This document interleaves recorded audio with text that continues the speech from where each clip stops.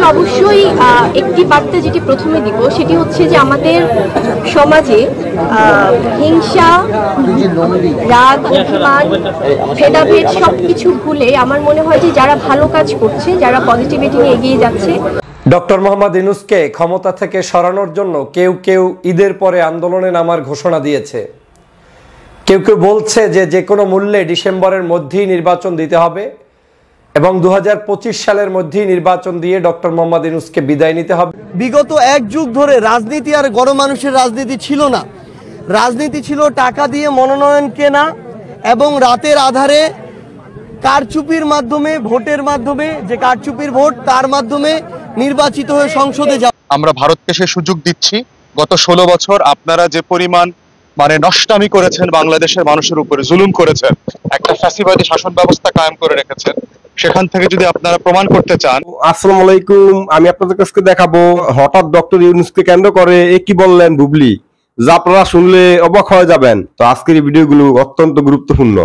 তো আমি আশা করব আপনারা সম্পূর্ণ ভিডিওটি দেখবেন, আর এই সম্পূর্ণ ভিডিওটি দেখলেই বিস্তারিত জানতে পারবেন। আর এই ভিডিওগুলো দেখানোর আগে আপনাদের কাছে আমার ছোট্ট একটি রিকোয়েস্ট, আপনারা যদি আমার চ্যানেলে নতুন হয়ে থাকেন তাহলে এরকম নিত্য নতুন আপডেট নিউজ সবার আগে পেতে আমার এই চ্যানেলটি সাবস্ক্রাইব করে আমার সাথেই থাকুন।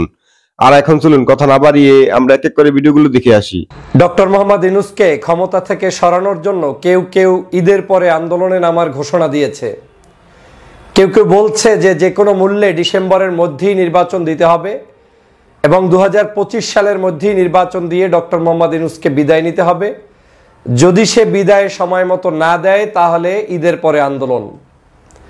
এই আন্দোলনের মূল লক্ষ্য হচ্ছে বাংলাদেশে গণতন্ত্র যে কোনো মূল্যে ফেরত নিয়ে আসা। এই আন্দোলনের মূল লক্ষ্য হচ্ছে ভোটাধিকার ফেরত নিয়ে আসা।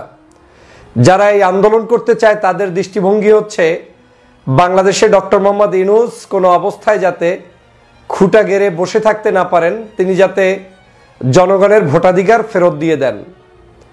কিন্তু জনমতের যে জরিপ এবং আমাদের সাথে সোশ্যাল মিডিয়ায় মানুষের যে কথোপকথন এবং আমি ব্যক্তিগতভাবে যেটা অনুভব করি সেটা হচ্ছে বাংলাদেশে আমরা সরকার পতনের আন্দোলন দেখেছি, সরকার বিদায়ের জন্য বিভিন্ন হরতাল দেখেছি, লং মার্চ দেখেছি, অবরোধ দেখেছি, অনবরত সকল জায়গায় একেবারে স্ট্রাইক দেখেছি। কোনো জায়গায় গাড়ি ঘোড়া কিছুই চলে নাই, যানবাহন সব বন্ধ ছিল, এমন আন্দোলন আমরা দেখেছি। কিন্তু এই প্রথম হয়তো বাংলাদেশের জনগণকে দেখতে হবে কোনো সরকারকে রক্ষার জন্য আন্দোলন। সেটা এমনও হতে পারে ডক্টর মোহাম্মদ ইউনূস সাহেবকে ক্ষমতায় রাখার জন্য সাধারণ বাংলাদেশের জনগণের আন্দোলন। এটা আমি আজকের অ্যাডভান্স বলে দিচ্ছি। একটা সময় আমার এই বক্তব্যকে আপনারা পারলে নিজেরা আবার স্মরণ করে প্রমাণ করিয়েন এবং দেখিয়েন। বাংলাদেশে ডক্টর মোহাম্মদ ইউনূসকে সরানোর জন্য বিভিন্ন ষড়যন্ত্র চলমান আছে, দেশি বিদেশি চক্রান্তের কোনো অভাব নেই। বিভিন্ন ন্যারেটিভ তৈরি করে তাকে বিতর্কিত করার চেষ্টা করা হয়েছে। এই সরকার ক্ষমতায় আসার পর থেকে যে কোনো মূল্যে এই সরকার জানে বিদায় নিতে পারে তার ব্যবস্থা পার্শ্ববর্তী দেশ করেছে। বাংলাদেশের রাজনৈতিক সংগঠনগুলো তারা চেয়েছে ডক্টর মোহাম্মদ ইউনূস অবশ্যই থাকুক এবং তিনি যাতে সুষ্ঠু ধারায় একটি নির্বাচন প্রক্রিয়া পর্যন্ত যেতে পারেন। কিন্তু ডক্টর মোহাম্মদ ইউনূস সাহেবের এই নির্বাচন প্রক্রিয়ায় যেতে পারেন এটা রাজনৈতিক দল চাইলেও বর্তমান সময়ে অনেক রাজনৈতিক দল বা কেউ কেউ মনে করেন যে ডক্টর মোহাম্মদ ইউনূসকে লম্বা সময়ে রাখার সুযোগ নেই, সংস্কার প্রক্রিয়াগুলো একেবারে চূড়ান্তভাবে খুব বেশি প্রয়োজন নেই, বেসিক কিছু সংস্কার করে দ্রুত নির্বাচন দিতে পারলেই অনেকে হাঁপ ছেড়ে বাঁচতে পারেন এবং সে কারণেই আন্দোলনের ঘোষণা আসছে। কিন্তু আমি গত কয়েকদিন পর্যন্ত সোশ্যাল মিডিয়া সহ অনলাইনে অফলাইনে মানুষের কথোপকথনে যেটা অনুভব করছি, বাংলাদেশের জনগণ এখন নির্বাচনের চাইতেও তারা খুব বেশি প্রয়োজন বোধ করছেন ডক্টর মোহাম্মদ ইউনূসকে। এ নিয়ে আমি লম্বা একটা ভিডিও দিয়েছিলাম যে লম্বা সময় থাকলে কি কি ঝুঁকি আছে, কি কি নাই, কি হতে পারে কি না হতে পারে। কিন্তু এর বাহিরেও আজকের বিশ্লেষণটা একটু ব্যতিক্রম এজন্য যে মানুষের আসলে অনুভূতিটা কি, মানুষের কনসেপ্টটা কি। যেই মানুষ নির্বাচনের জন্য গত 16 বছর লড়াই করেছে, যেই মানুষ নির্বাচনের জন্য জীবন দিয়েছে, যেই মানুষ আওয়ামী হাসিনার সকল ফ্যাসিজমের বিরুদ্ধে লড়াই করেছে, সংগ্রাম করেছে ভোটাধিকারের জন্য, ঠিক একই মানুষ বাংলাদেশের হঠাৎ করে তাদের কি হলো যে বাংলাদেশে ডক্টর মোহাম্মদ ইউনূসকে যদি আপনি ক্ষমতা থেকে নামাইতে চান আপনার বিরুদ্ধেই তারা আন্দোলন করবে, এবং সেই আন্দোলনটা একজন দুইজনে করবে না। সংখ্যাগরিষ্ঠ জনগণই ডক্টর মোহাম্মদ ইউনূসের পক্ষে রাস্তায় দাঁড়িয়ে মিছিল করতে পারে, হরতাল করতে পারে, অবরোধ করতে পারে। তাকে ক্ষমতায় রাখার জন্য তারা যা যা করণীয় সবকিছু করতে পারে বলে আমার কাছে ইদানিং মনে হচ্ছে। আমরা বিভিন্ন সমাজের যত সোশ্যাল মিডিয়ার প্ল্যাটফর্ম আছে, আপনি পুলগুলো যদি তাকান, তাদের ওখানে দেখবেন যে আপনি কি দ্রুত নির্বাচন চান, হ্যাঁ অথবা না। ম্যাক্সিমাম মানুষ সেখানে ভোট দিচ্ছে 90%, 98%, 95%, 80% লোক যে না, আমরা এখনই ভোট চাই না। তাহলে জনগণ আসলে কি চায়, আমাদেরকে সেই পালস বুঝতে হবে। বাংলাদেশের জনগণ আসলে যেটা চায় সেটা হচ্ছে যেই মন্দটা আপনার সামনে আছে তার চেয়ে বেটারমেন্ট চায়। যেমন আওয়ামী লীগ যখন বাংলাদেশে ছিল তখন জনগণের চাহিদা ছিল আওয়ামী লীগকে হটিয়ে যে আসুক, যেভাবে আসুক, আমরা তাকেই চাই। জনগণের কোনো ইন্ডিভিজুয়াল চয়েস নাই যে আমি বিএনপিকে চাই, আমি জামাতকে চাই, আমি ডক্টর মোহাম্মদ ইউনূসকে চাই, আমি অন্য কাউকে চাই না।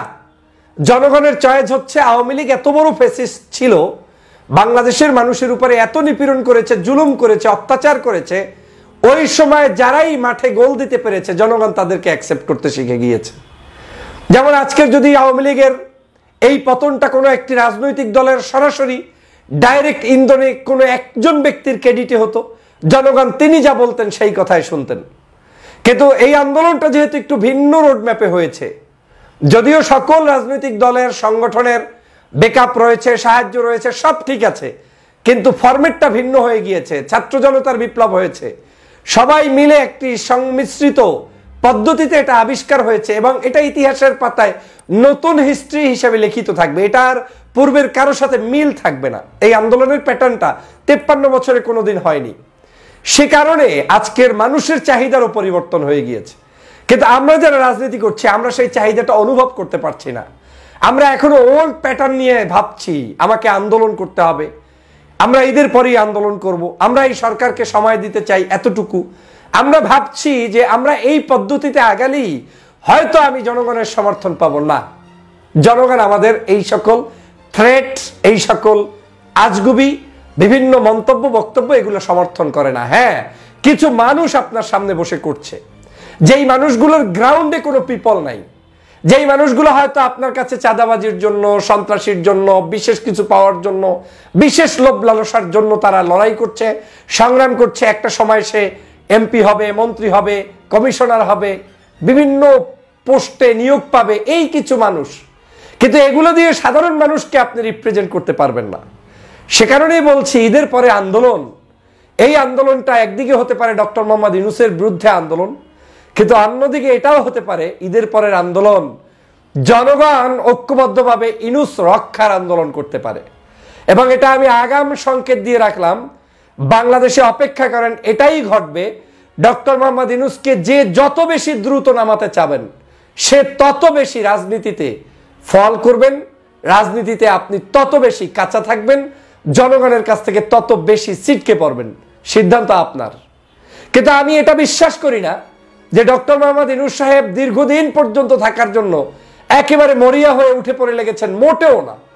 আমি এখনো কনফিডেন্টলি বলছি ডিসেম্বর থেকে জুন পর্যন্ত যে কোনো সময়ের মধ্যেই নির্বাচন হতে পারে, সর্বোচ্চ জুন হতে পারে। যদিও আমি জুনের জায়গায় জুলাই আগস্ট হলেও আমার কোনো আপত্তি নেই, কিন্তু আমি বলছি যারা এই আন্দোলনের চিন্তা করছেন আপনারা আন্দোলন না করে ফ্রি মুডে ডক্টর মোহাম্মদ ইউনূসকে তার কমিটমেন্ট পর্যন্ত কাজ করার সুযোগ দিলে আপনার আন্দোলন ছাড়াই ক্ষমতায় যাওয়ার রাস্তা ক্লিয়ার হবে, বাংলাদেশের রাজনীতিতে মানুষের ভালোবাসা পেতে সহজ হবে।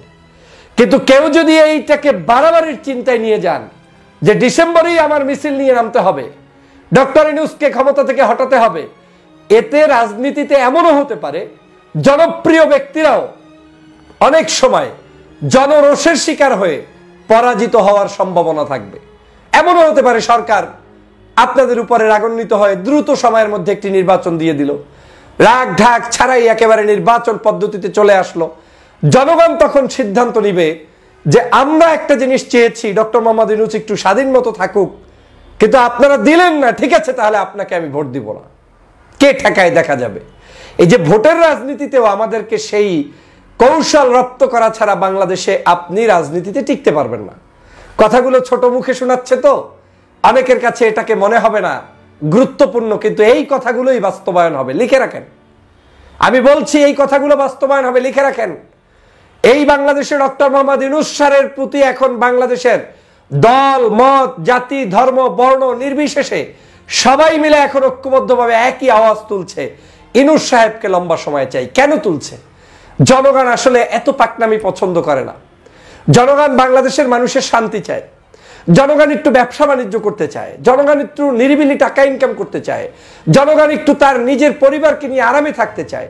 এই যে নিরবিচ্ছিন্নভাবে একটি ঈদ কেটে গেল, কোনো হুর হাঙ্গামা নেই, কোনো অতিরঞ্জিত বক্তব্য নেই, উপদেষ্টাদের কোনো চাটামি নেই, মন্ত্রীদের কোনো গালগল্প নেই, সবকিছুর ঊর্ধ্বে উঠে একটি নিরবিচ্ছিন্ন ঈদ বাংলাদেশের ইতিহাসে কবে দেখেছেন?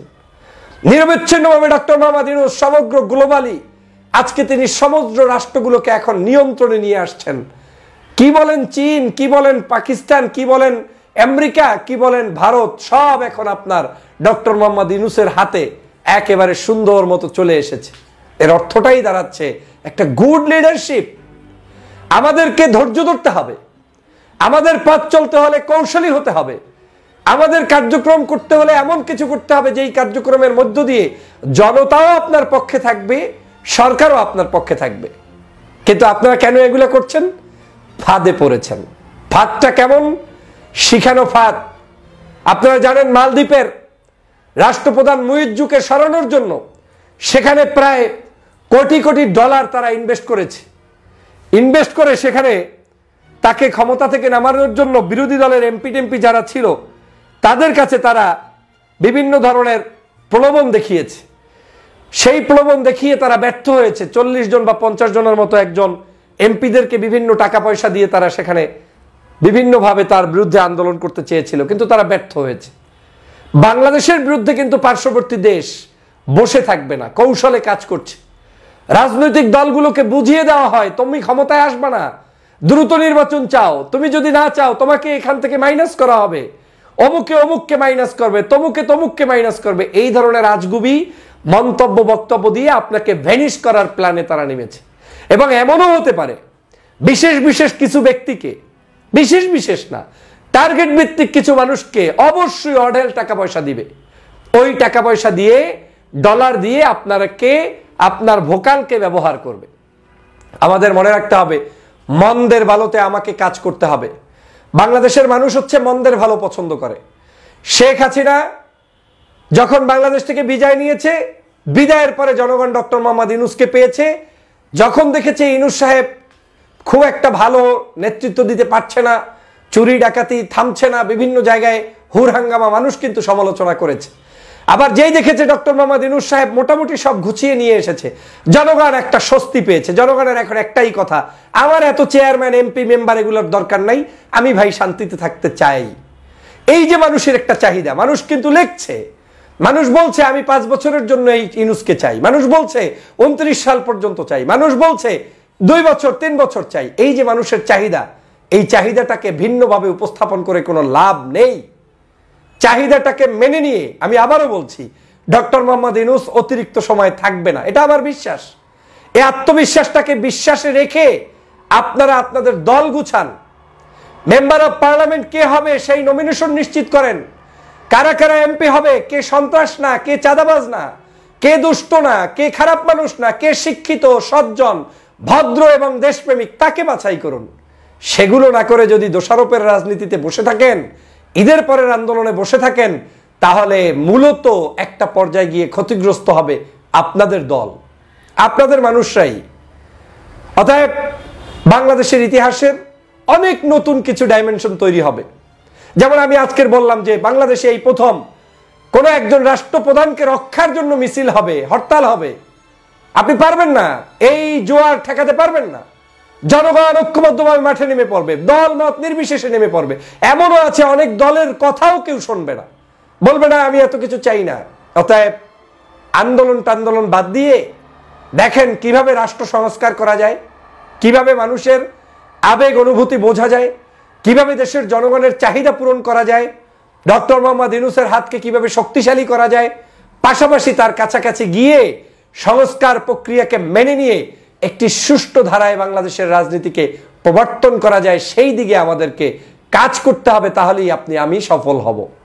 প্রিয় সহযোদ্ধা ভাইরা, অতএব এই কোরবানির পরে আন্দোলন, রোজার পরে আন্দোলন, ঈদের পরের আন্দোলন, ডিসেম্বরেই নেমে যাব, এ সকল হুঙ্কার না দিয়ে আসুন আমরা বাংলাদেশকে ঐক্যবদ্ধভাবে গঠন করি এবং এই রাজনীতিবিদদেরকেও আমরা সম্মান করি, শ্রদ্ধা করি। আমি বারবার বলছি, এই প্রথম কোনো একটি গভর্নমেন্ট যারা প্রত্যেকটি ইস্যুতে সংলাপ করছে, প্রতিদিনই অলমোস্ট আলোচনা করছে। এখন পর্যন্ত মনে হয় 5-7 বারের অধিক এই সরকার বিভিন্ন রাজনৈতিক দলের নেতাদের সাথে বসেছে। অতএব এই সরকারকে আমরা বিপদগামী না করি, সরকারের পথকে সুগম করি, সংস্কার প্রক্রিয়াকে মেনে নেই, রাজনীতিতে রাজনৈতিক প্রক্রিয়ায় আমরা সফলতা অর্জন করি, তাহলেই বাংলাদেশ পাবে আলোর দিশা। বিগত 1 যুগ ধরে রাজনীতি আর গণমানুষের রাজনীতি ছিল না।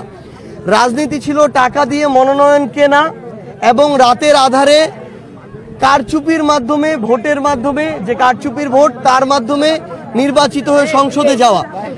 কিন্তু এখন যখন আবার জনগণের রায়ে নতুন করে আমরা বাংলাদেশের নির্বাচনের আশা করছি, তখন আমাদের জায়গা থেকে আমরা মনে করি আমাদের জনগণের কাছে যেতে হবে। কারণ জনগণ তার ভোটাধিকার ফিরে পাবে। আমরা জনগণের সরাসরি ভোটের মাধ্যমে নির্বাচিত হয়ে জনগণের প্রতিনিধিত্ব করতে আমরা সংসদে যেতে চাই। সেই জায়গায় আমরা প্রত্যেকটি জায়গায়, মাঠে ঘাটে, অলিতে গলিতে, বাড়িতে আমরা যাব জনগণের কাছে।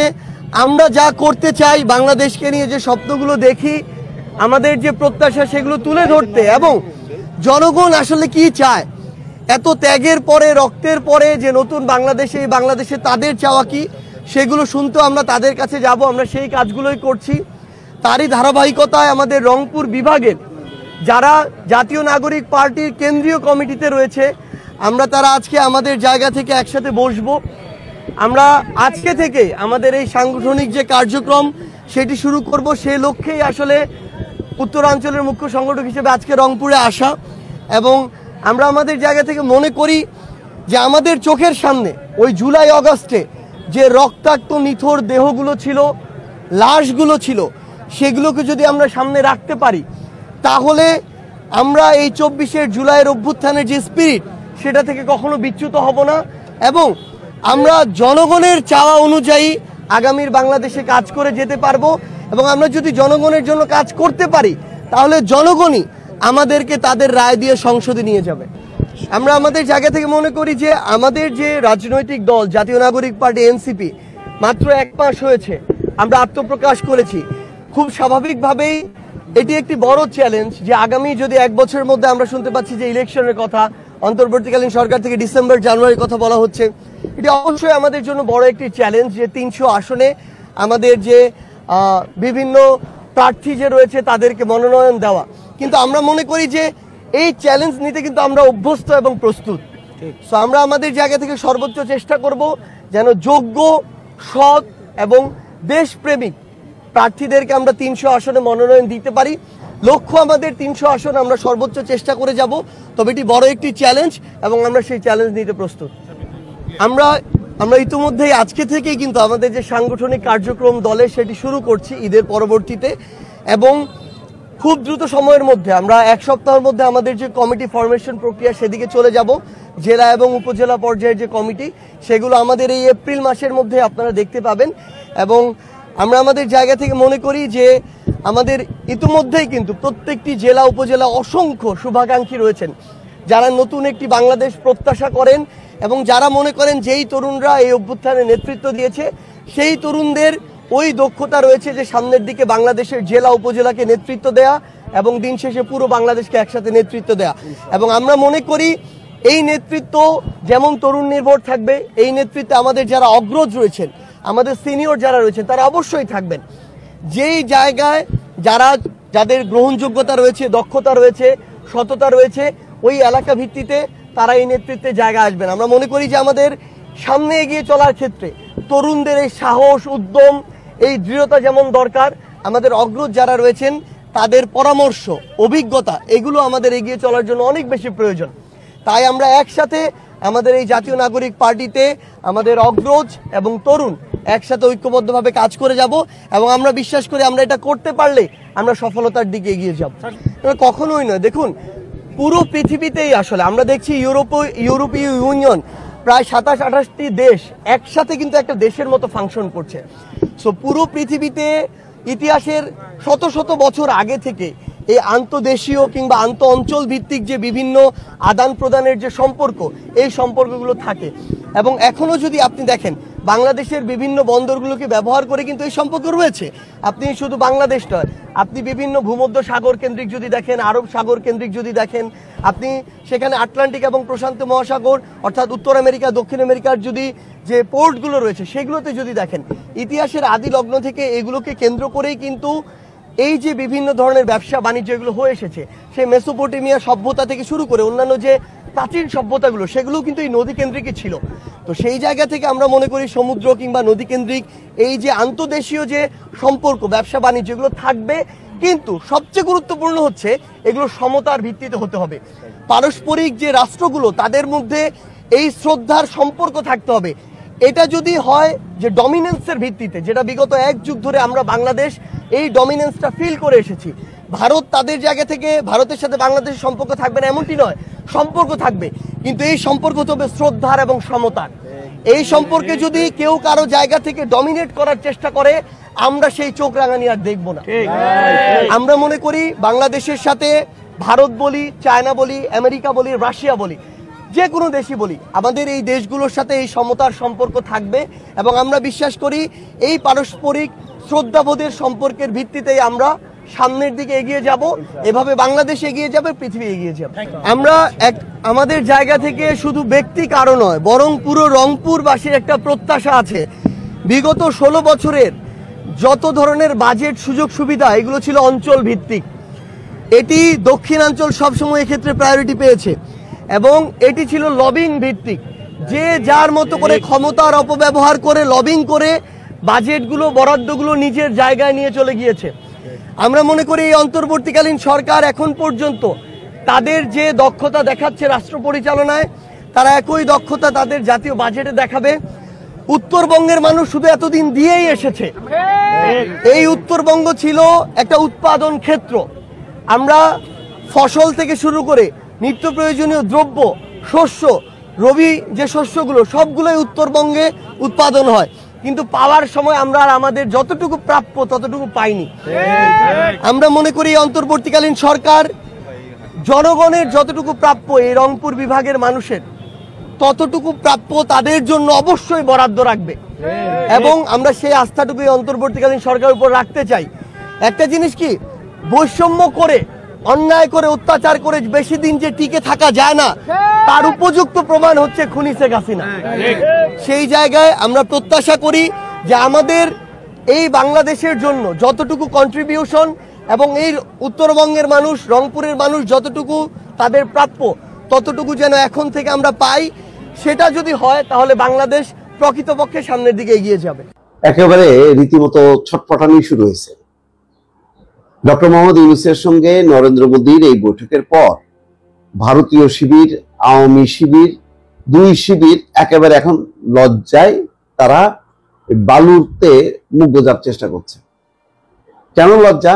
লজ্জা হলো এই, আরে ইউনূস এটা তো কোনো ব্যাপারই না, এটা তো হলো জঙ্গিদের নেতা, জঙ্গিদের সমর্থনে আসছে, দুদিন পরেই এটা ফু দিয়ে উড়ে চলে যাবে, সাথে বসবই না, এ করবো না, কোনো পাত্তাই দিব না, এমন একটা ভাবের পর শেষ পর্যন্ত বৈঠক হলো 40 মিনিট।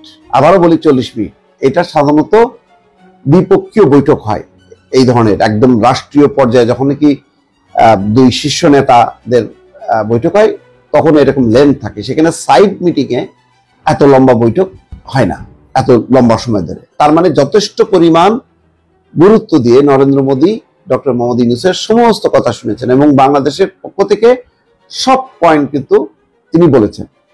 কিন্তু নরেন্দ্র মোদী কিন্তু সব কথা বলতে পারেননি। কোনটা পারেননি?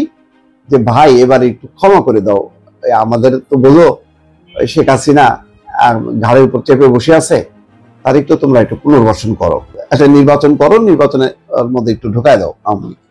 এই কথা কিন্তু বলতে পারেননি। পারেননি কেন? লজ্জায় বলার মতন মুখ নেই।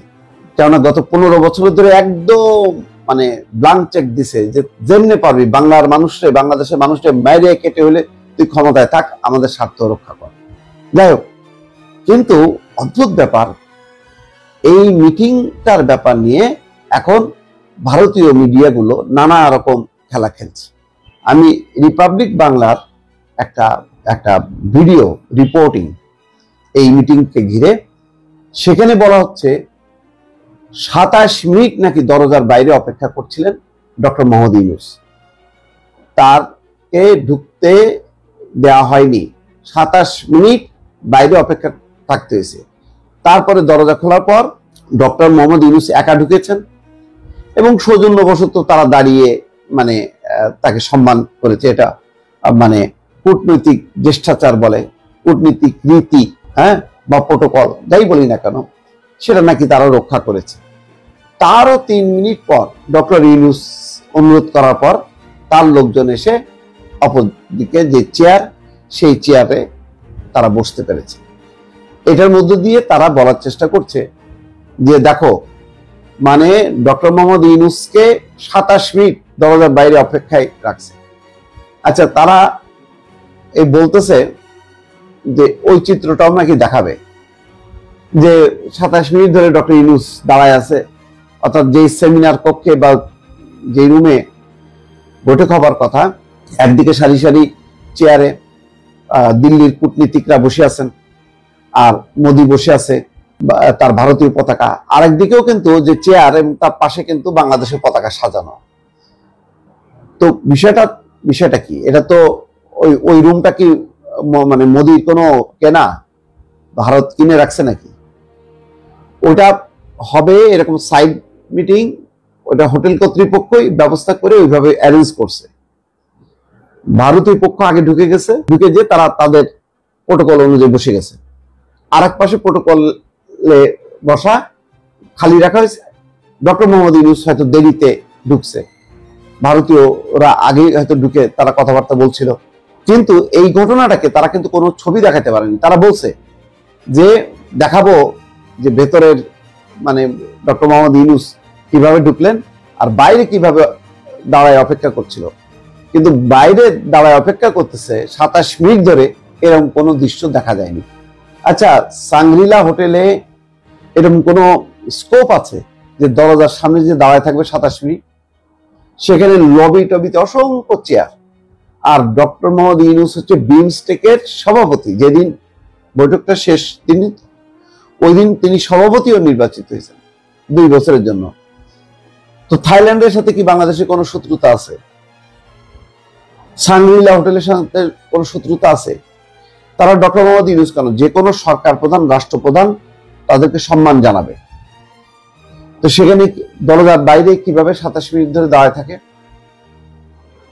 এই বয়ান তারা এখন প্রচার করতেছে কাজের জন্য, একটু সান্ত্বনার বাণী, যাতে এইগুলি পরিকটে আওয়ামী লীগে দেখছো এই দেখো, হ্যাঁ ডক্টর মোহাম্মদ ইউনূস বড় ফটফট করে না, ওই দেখো দরজার বাইরে 27 মিনিট দাঁড়ায় রাখছে, এই রকম নরেন্দ্র মোদী, এই হচ্ছে মোদী, হ্যাঁ একেবারে ইজ্জত শেষ।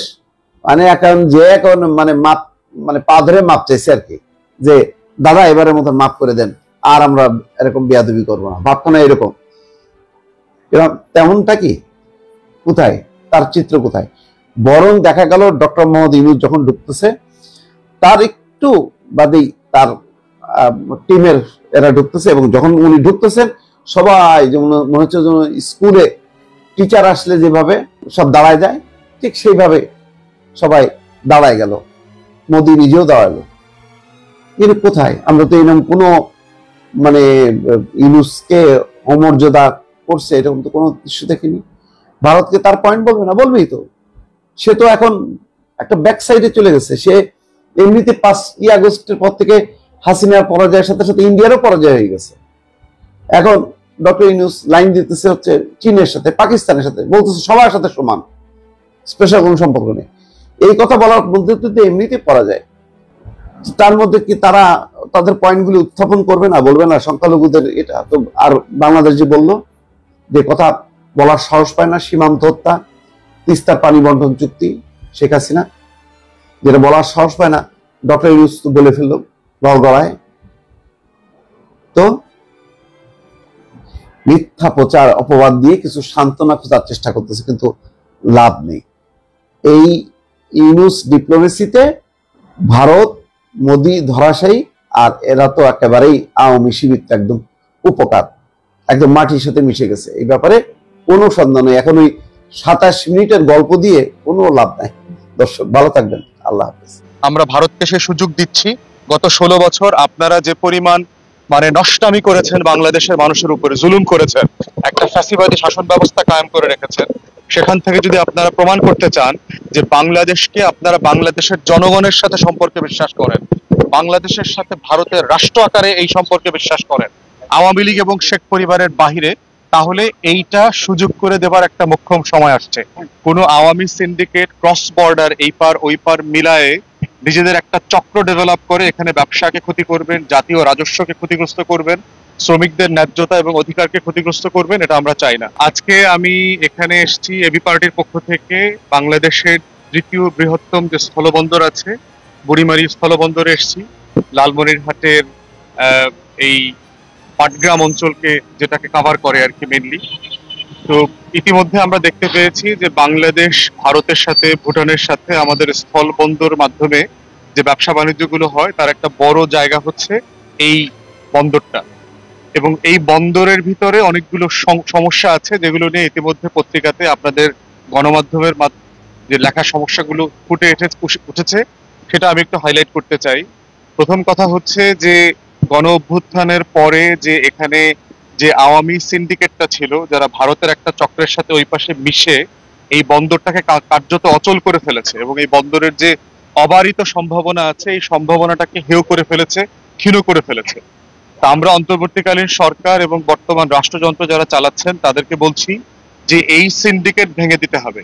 আমরা চাই বাংলাদেশে ন্যায্যতার ভিত্তিতে যে কোনো ব্যবসায়ী ব্যবসা করবেন, যোগ্যতার ভিত্তিতে করবেন, প্রতিদ্বন্দ্বিতার ভিত্তিতে করবেন এবং দেশের আইন কানুন নীতিমালা মেনে করবেন।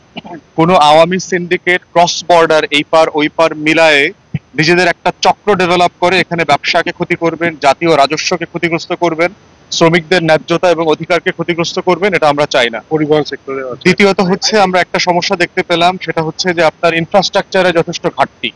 চারপাশে দেখতে পাচ্ছেন যে রাস্তাঘাটের অবস্থা খুবই খারাপ, ধুলাবালি উঠছে, এলাকার জনবসতি যারা আছেন তাদের স্বাস্থ্যের উপরে এটা ব্যাপক প্রভাব পড়ছে। শ্রমিকদের ব্যাপারে একটা কথা বারবার আসছে যে এখানে যারা বন্দরে কাজ করেন শ্রমিকরা প্রায় 2000, অথবা যদি আপনি পাথর ভাঙার শ্রমিকদেরকে ধরেন সেটা ধরেন প্রায় 7-8 হাজার শ্রমিক হবে। এই শ্রমিকদের যে আপনার অধিকার ন্যায্যতা এগুলো লঙ্ঘিত হচ্ছে বারবার।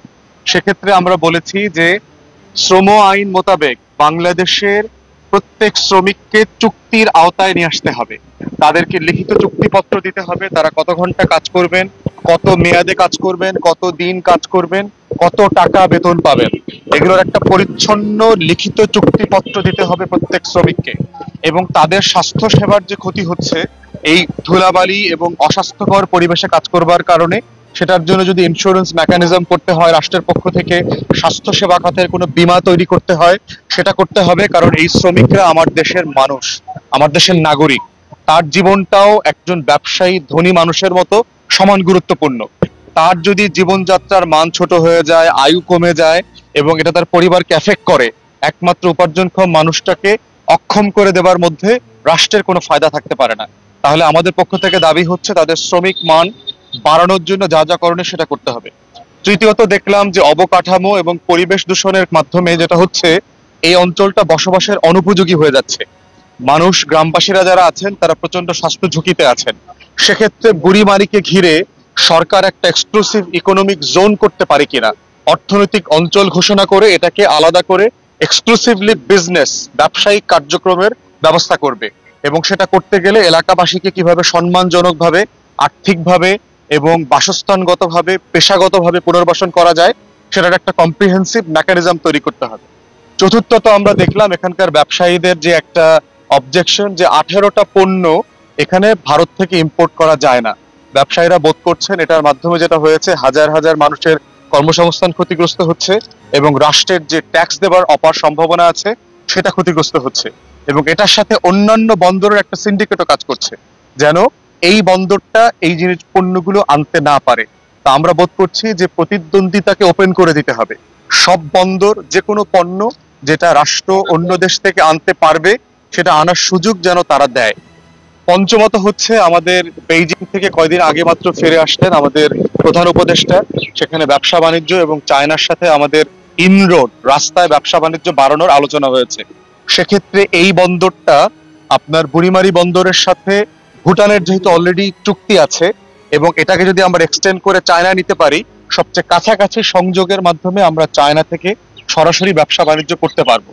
ভারতের যদি আন্তরিকতা প্রমাণ করার একটা সুযোগ দেওয়া হয়, আমরা ভারতকে সে সুযোগ দিচ্ছি। গত 16 বছর আপনারা যে পরিমাণ নষ্টামি করেছেন, বাংলাদেশের মানুষের উপরে জুলুম করেছেন, একটা ফ্যাসিবাদী শাসন ব্যবস্থা কায়েম করে রেখেছেন, সেখান থেকে যদি আপনারা প্রমাণ করতে চান যে বাংলাদেশকে আপনারা বাংলাদেশের জনগণের সাথে সম্পর্কে বিশ্বাস করেন, বাংলাদেশের সাথে ভারতের রাষ্ট্র আকারে এই সম্পর্কে বিশ্বাস করেন, আওয়ামী লীগ এবং শেখ পরিবারের বাহিরে, তাহলে এইটা সুযোগ করে দেবার একটা মোক্ষম সময় আসছে। আপনারা এই ভুটানের সাথে চায়নার সাথে ভারত হয়ে এই ব্যবসা বাণিজ্য স্থল বন্দরের মাধ্যমে করলে আমরা সবাই কালেকটিভলি বেনিফিশিয়াল হব। 50 থেকে 60 হাজার কোটি টাকার পরিমাণ টাকা ভারতে পাচারের ব্যবস্থা করা হয়েছে এটার মধ্য দিয়ে। পাথর কোয়ারিগুলো অনেক বছর ধরে বন্ধ ছিল, আপনারা জানেন। আপনার সিলেট অঞ্চলে পাথর কোয়ারি যেমন আছে, আপনাদের এই অঞ্চলে পাথর কোয়ারি আছে। 2015-16 সালে একটা মামলার উপরে ভিত্তি করে বাংলাদেশ সরকার সকল পাথর কোয়ারি থেকে পাথর উত্তোলন বন্ধ করে দেয়। অতএব যেই শিল্পে আমরা প্রায় সচ্ছল ছিলাম, এই শিল্পটাকে পুরোপুরি ভারত নির্ভর করে দেওয়া হয়। 50 থেকে 60 হাজার কোটি টাকার পরিমাণ টাকা ভারতে পাচারের ব্যবস্থা করা হয়েছে এটার মধ্য দিয়ে। আমার দেশের লক্ষ লক্ষ, সিলেটে শুধু 30 লক্ষ শ্রমিকের রুটি রুজি কেড়ে নেওয়া হয়েছে। অতএব বাংলাদেশের পাথর কিন্তু দুনিয়ার সবচেয়ে মানসম্পন্ন পাথরের একটা। শুধু নদী না, আপনার এখানে মাটির নিচেও খুবই মানসম্মত পাথর আছে। তাহলে সেক্ষেত্রে আমাদেরকে দেখতে হবে যে পাথর কোয়ালির আমাদের যে আন্দোলন ছিল এবি পার্টির পক্ষ থেকে, আবু রাইয়ান রসি আপনাদের এখানকার ব্যবসায়িক নেতা, তিনিও বারবার এই বিষয়টা রেজ করেছেন। আমিও সিলেটে গিয়ে প্রেস কনফারেন্স করেছি, স্টেক হোল্ডারদের সাথে বসেছি। পাথর কোয়ারি যেটা খুলে দেওয়া হয়েছে সেটা পরিবেশ বান্ধব ভাবে আধুনিক প্রযুক্তি ব্যবহার করে, মেশিনারি ব্যবহার করে সেভাবে এটাকে আবার পুনর্জীবন দেয়া যায়, সেটা আমাদের দেখা দরকার, যেন আমাদের আমদানি নির্ভরতা এখান থেকে চলে যায়, শিল্পে এটা যেন স্টেবল হয়ে যায়। আরেকটা বিষয় দেখলাম, পরিবহন খাতে একটা বড় সিন্ডিকেট ডেভেলপ করেছে। একটা সার্টেন সাইজের পরের ট্রাককে এখানে আসতে দেওয়া হচ্ছে না, তাদেরকে প্রায় ডাবল পথ, ট্রিপল পথ ঘুরে আসতে হয়। তাতে খরচ বেড়ে যাচ্ছে, ব্যবসায়ীদের সময় নষ্ট হচ্ছে এবং শ্রমিকের খরচ, বেতন ভাতা বাড়ার কারণে যেটা হচ্ছে, যারা বিনিয়োগকারী আছেন তারা ব্যবসা করতে অনুৎসাহিত বোধ করছেন। তাহলে সেক্ষেত্রে আমাদের দাবি হচ্ছে প্রত্যেকটা ব্রিজ, প্রত্যেকটা টোল যেসব ব্রিজে নেওয়া হচ্ছে, সবগুলোকে সাইজের বাধা থেকে বের করে নিয়ে আসা দরকার। যার যেখান থেকে মনে চায় সে ট্রাক নিয়ে সেই সাইজের পণ্য পরিবহন করে এখানে নিয়ে আসবে এবং সরকারকে যে পরিমাণ রাজস্ব দেওয়ার দরকার সেটা দিবে। শাকিব খান আমাদের বাংলাদেশ না, আমাদের বাংলা ভাষাভাষী, আমাদের বাংলা ইন্ডাস্ট্রির সবচেয়ে বড় মেগাস্টার এখনকার সময়, এবং উনি অনেক বছর ধরে কাজ করছে। আজকে ওনার বরবাদের টিজার বের হয়েছে, সবকিছু তো বরবাদ হয়ে যাচ্ছে একদম ভেঙে চুরে। ভেরি গুড মেকিং, ফ্যান্টাস্টিক আমি বলবো যে presentation. So all the best for Borbaad team and Borbaad film. So আমার পক্ষ থেকে অনেক অনেক শুভকামনা শাকিব খানের জন্য, এবং যিনি পরিচালনা করেছেন তিনি কিন্তু নতুন পরিচালক, ওনার প্রথম ফিল্ম বরবাদ। এবং আমি যদি ভুল না করি, আমাদের বরবাদ সিনেমার যিনি প্রডিউসার উনিও কিন্তু একজন নারী প্রডিউসার। সো সবার জন্য অনেক অনেক ভালোবাসা এবং বরবাদ টিমের জন্য আমার পক্ষ থেকে অনেক অনেক শুভকামনা। আমাদের সিনেমা নিয়ে তো আজকে আমরা এই একদিনে আজকে যদি সব বলে দিই, তাহলে বাবা ছেলের শেহজাদের জন্য তো বাবা শাকিব খানের পক্ষ থেকে সবসময় ভালোবাসা থাকে, আদর থাকে। ইনশাআল্লাহ ঈদ তো ব্যতিক্রম কিছু না, এটা আমাদের মুসলমানদের জন্য অনেক বড় একটি উৎসব। তো অবশ্যই স্পেশাল কিছু থাকবে। দারুণ বন্ডিং, আসলে উনি যতই ব্যস্ত থাকুক না কেন ছেলের জন্য সময় বের করতে চেষ্টা করে। এবং এটা আমরাও বুঝি যে আসলে আমরা যারা ইন্ডাস্ট্রিতে কাজ করছি, আমি জানি যে আছে না যে ওনার জায়গাটা থেকে তো ব্যস্ততার কাজের দায়িত্ব অনেক। তো তারপরেও সেই জায়গাকে উনি অনেক সময় দিতে চেষ্টা করে। তো এই রোজা সবকিছু মিলেই আসলে বাবা ছেলের বন্ডিংটা আমার মনে হয় যে আরো বেশি স্ট্রং হয়। আসলে বাবা ছেলের ব্যাপারগুলো তো ওভাবে কাউন্ট করা। আচ্ছা, আজকে আমরা এইগুলো নিয়ে কথা বলি না, আরো দেখা হবে আপনাদের। আপনার দাদা আছে, গৌতম দাদা বলেছেন একটা ইন্টারভিউতে তিনি আপনাকে নিয়ে সবচেয়ে বেশি ডলার ইনকাম করতেছেন, আপনি আসলে অনেক ভাগ্যবতী। আসলে এই বিষয়টা কিভাবে দেখতেছেন আসলে? এটা আসলে হয় কি, আমাদের দাদা তো আমাদের সবার অনেক বড় একজন অভিভাবক, এবং দাদা ভালোবাসা থেকে স্নেহ দিয়েই কিন্তু সবার সাথে আসলে কাজ করে। তো সেখানে যদি আমি লক্ষ্মী হয়ে দাদার আছে না সেই কাজের ক্ষেত্রে যদি আমার কোনো সম্পৃক্ততা থাকে, আমার কোনো কন্ট্রিবিউশন থাকে, সেটা আমার জন্য অনেক ভালো লাগার। এবং আমি চাই যে আমরা একে অপরের পরিপূরক হয়ে কাজ করি। আপনারা যারা সাংবাদিকরা আছেন, আপনাদের জন্য আমরা, আমাদের জন্যই কিন্তু আপনারা। তো এইভাবে সবাই সবাইকে হেল্প করলে আমার মনে হয় যে আমাদের ইন্ডাস্ট্রি অনেক দূর এগিয়ে যাবে। ফ্যাশনেবল, কমফোর্টেবল, সো আমি সবাইকে বলবো যে আপনারা অবশ্যই ফ্যাশন ল্যাব বাই তৃষাতে আপনারা ভিজিট করবেন, এবং আমি বিশ্বাস করি যে আপনাদের সবার ভালো লাগবে। এটি আজকে গ্র্যান্ড ওপেনিং হয়ে গেল, গ্র্যান্ড লঞ্চিং হয়ে গেল, এবং তৃষার আরেকটি ভেঞ্চার আছে, সেটা হচ্ছে তৃষার extension and beauty zone. So এই যে পার্লার এবং একটি ক্লোদিং ব্র্যান্ড বিজনেস রান করছে, এবং আজকে সুন্দর একটি ওপেনিং হলো। আমি বরাবরই নারী উদ্যোক্তাদের পাশে থাকতে চাই, কারণ নারীরা এগিয়ে যাচ্ছে সম্মানের সাথে, এবং আমরা নারীরাই নারীদের পাশে থাকবো। সেখানে সবাই আমরা একসাথে উপস্থিত হয়েছি একটি সুন্দর সূচনার জন্য। খুবই ভালো লাগছে, এবং আপনাদের সবাইকে ধন্যবাদ যে আপনারা সবাই আজকে আমাদের সাথে একসাথে এখানে মিলিত হয়েছে। So thank you very much. অনেক অনেক শুভকামনা এবং ভালোবাসা ফ্যাশন ল্যাব বাই তৃষার জন্য। এবং ফ্যাশন ল্যাব বাই তৃষা নিয়ে যদি আমি বলি, এখানে এত এক্সক্লুসিভ সব কালেকশন, যেটি আমরা অলরেডি আমি পরে আছি আজকে আমরা এখানে অনেকেই পরে আছি। সো খুবই কমফোর্টেবল ক্লোদিং এবং অনেক ডিজাইনিং, মানে সবকিছু আছে। অবশ্যই আমার ঈদের সিনেমা আসছে সামনে, এটা নিয়ে আমার সাংবাদিক ভাইবোনদের সাথে তো আরও দেখা হবে।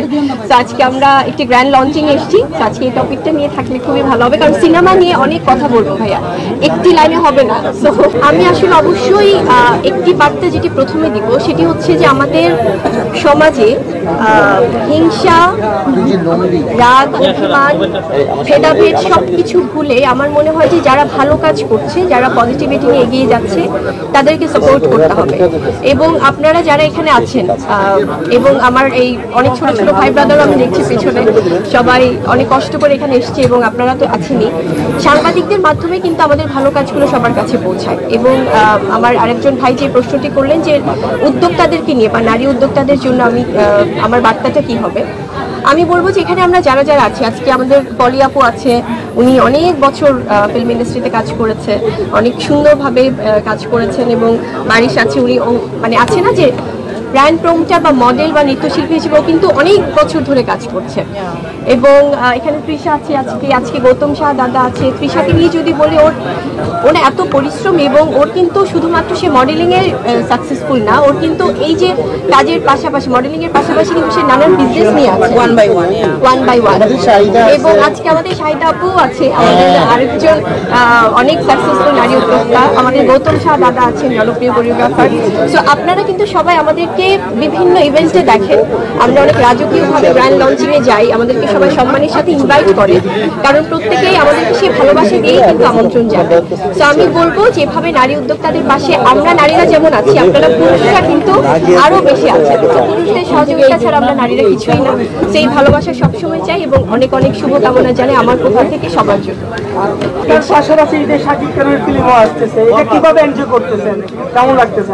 ভীষণ এনজয় করছি। তো আমি আশা করছি আপনারা সম্পূর্ণ ভিডিওটি দেখেছেন। তো আপনাদের যদি এই বিষয়টি নিয়ে কোনো মতামত থাকে, আমাকে অবশ্যই কমেন্টে জানাবেন। আর আপনারা যদি আমার চ্যানেলে নতুন হয়ে থাকেন, তাহলে আমার এই চ্যানেলটি সাবস্ক্রাইব করে আমার সাথেই থাকুন। তো দেখা হচ্ছে পরবর্তী ভিডিওতে। সে পর্যন্ত সবাই ভালো থাকবেন, সুস্থ থাকবেন। আল্লাহ হাফেজ।